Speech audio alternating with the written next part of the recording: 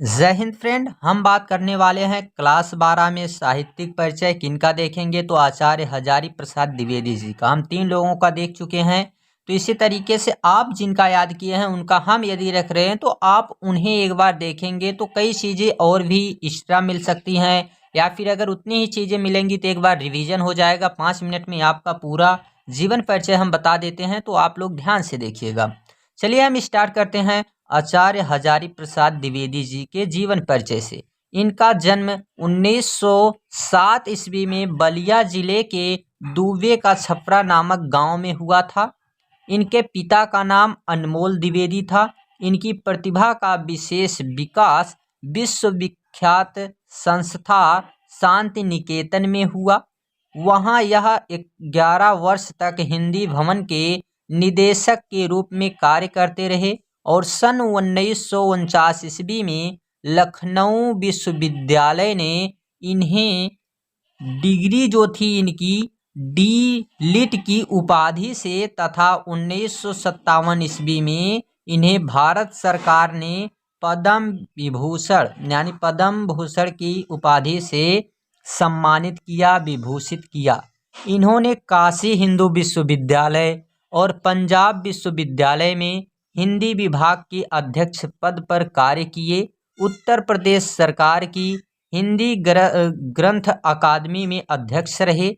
तत्पश्चात हिंदी साहित्य सम्मेलन प्रयाग के सभापति रहे।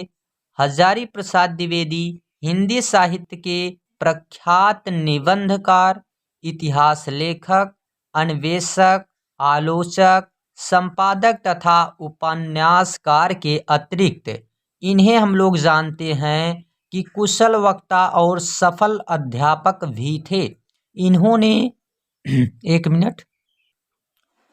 इन्होंने विश्व भारती और अभिनव भारती ग्रंथमाला का संपादन किया। इन्हें विलुप्त प्राय जैन साहित्य को प्रकाश में लाकर अपनी गहन शोध दृष्टि का परिचय दिया।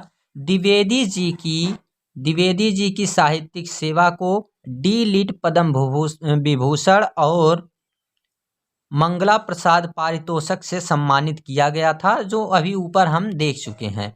अब रचनाओं के बारे में अगर बात किया जाए तो इनको ये चीज़ जो है मंगला प्रसाद, आपको 3 रचनाओं में हम 3 लोगों की जीवन परिचय बताए हैं, उसे याद रखिएगा कि किन्हें किन्हें किस रचनाओं पर मिला है।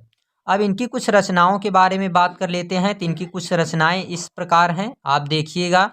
पहला निबंध संग्रह के रूप में देख लेते हैं। तो निबंध संग्रह के रूप में अशोक के फूल, कुटज, विचार प्रवाह, विचार और वितर्क, आलोक पर्व, कल्पलता, ये इनके निबंध संग्रह हैं। और बात करें अगर आलोचना साहित्य में तो सूरदास, कालिदास की ललित योजना, कबीर की साहित्यिक सहचर, साहित्य का मर्म, ये इनकी आलोचना साहित्य है।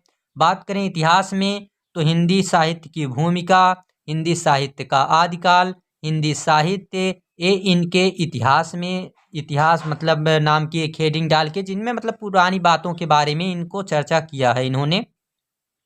बाकी बात कर लेते हैं उपन्यास के बारे में। तो उपन्यास में हम देखते हैं कि बाणभट्ट की आत्मकथा काफ़ी ज़्यादा इम्पोर्टेंट है, ये कई बार क्वेश्चन आया है। पुनर्नवा ये भी है। अनाम दास की पोथा, ये ध्यान दीजिएगा।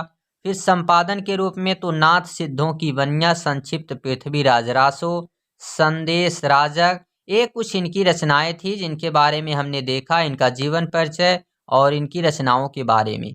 तो मिलते हैं अगले वीडियो में, तब तक के लिए टेक केयर, बाय बाय। पढ़ते रहिएगा और जल्द ही आपका एग्ज़ाम 22 फरवरी को आप सभी जानते हैं कि होने वाला है। तो थैंक्स।